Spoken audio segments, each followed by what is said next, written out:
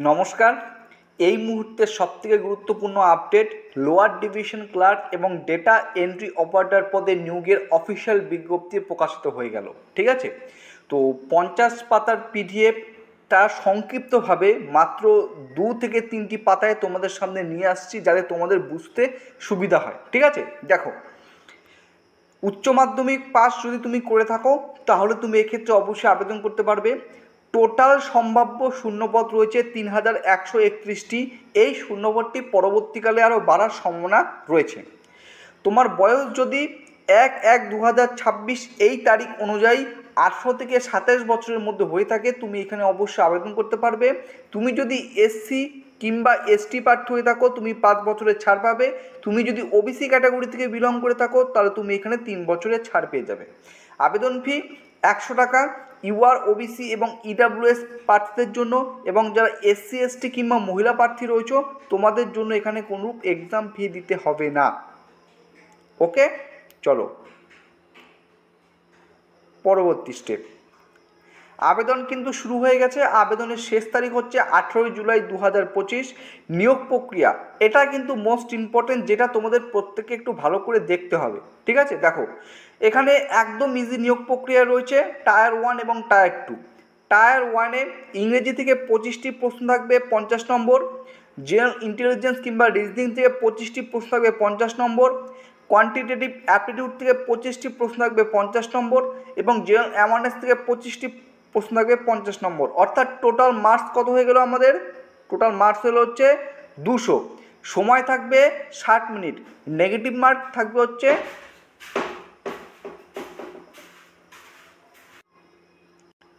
Negative marking দেখানো, প্রতিটি ভুল উত্তরের জন্য 0.50 নম্বর কিন্তু বাদ যাবে। অর্থাৎ এক্ষেত্রে তোমরা যখন কোনো কোশ্চেন্স উত্তর দিতে যাবে একটু ভেবেচিন্তে অবশ্যই তোমাকে করতে হবে। ঠিক আছে, এই হচ্ছে টায়ার 1। আমি টায়ার 1-এ লাস্ট ইয়ার কত কাট অফ গিয়েছিল সেটাও তোমাদের আমি কিন্তু আমার টেলিগ্রাম চ্যানেলে জানিয়ে দেবো। ঠিক আছে, চলো, এই হচ্ছে টায়ার 1। টায়ার 1 হচ্ছে কোয়ালিফাইং ইন নেচার, মানে টায়ার 1-এ তোমাকে শুধুমাত্র পাস করতে হবে। মেইন হচ্ছে টায়ার 2, যেটা ফাইনাল মেরিট লিস্ট তৈরি করবে। দেখো, টায়ার 2-তে দুটা সেকশন আসে। একটা হচ্ছে সেকশন 1, একটা হচ্ছে সেকশন 2।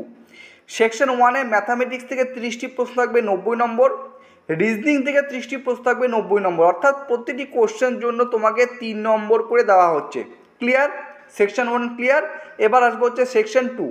সেকশন 2-তে ইংলিশ থেকে 40টি প্রশ্ন থাকবে 120 নম্বর, জেনারেল অ্যাওয়ারনেস থেকে 20টি প্রশ্ন থাকবে 60 নম্বর।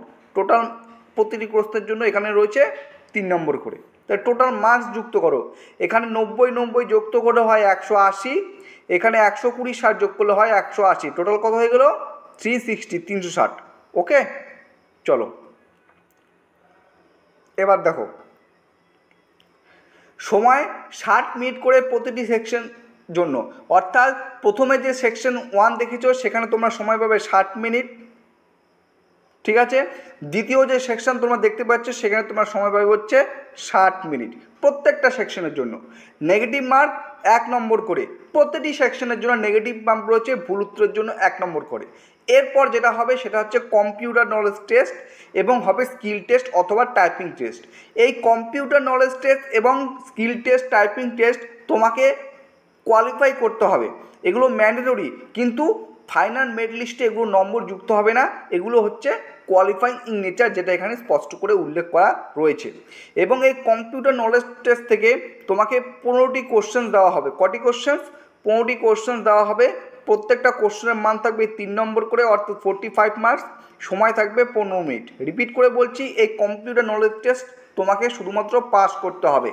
ঠিক আছে, এবং সর্বশেষে ফাইনাল মেরিট লিস্ট তৈরি করা হবে সেকশন 1 এবং সেকশন 2। অর্থাৎ সেকশন 1-এর 180 নম্বর এবং সেকশন 2-এর 180 নম্বর, টোটাল 360।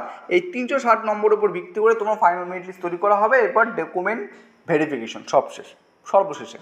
তো সম্পূর্ণ নিয়োগের একদম ছোট উপমা সংক্ষিপ্তভাবে তোমাদের সামনে তুলে ধরার চেষ্টা করলাম।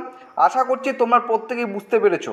ঠিক আছে, একদম মেইন পয়েন্টগুলো যেগুলো তোমাদের প্রত্যেকে জানা উচিত। ওই 40-50 পাতার পিডিএফ বারবার স্ক্রল ডাউন করে দেখবে কি আছে না আছে, তার থেকে ছোট্ট একটা ভিডিও করে দিলাম, প্রত্যেকটা ডকুমেন্টস তোমাদের সাথে ডেটা আমি তোমাদের সাথে আলোচনা করলাম, এবং এই পিডিএফটা টেলিগ্রাম চ্যানেলে শেয়ার করে দেবো, সেখান থেকে তোমরা আরও ভালো করে দেখতে পাবে। ঠিক আছে, অবশ্যই প্রত্যেকে অ্যাপ্লাই করবে। আবেদন কিন্তু শুরু হয়ে গেছে। উচ্চ মাধ্যমিক পাস যোগ্যতা চেষ্টা করবে, কারণ আজকে হচ্ছে 23 তারিখ, সিএইচএসএল নোটিফিকেশন বেরোলো 26 তারিখ, আর দুদিন পর 3 দিনের মাথায় এমটিএস এবং হাবলদারের নোটিফিকেশন আসতে চলেছে। সেখানে তো তোমরা অবশ্যই আবেদন করবেই, এটাও তোমরা আবেদন করবে। ঠিক আছে, চলো, জয় হিন্দ, জয় ভারত।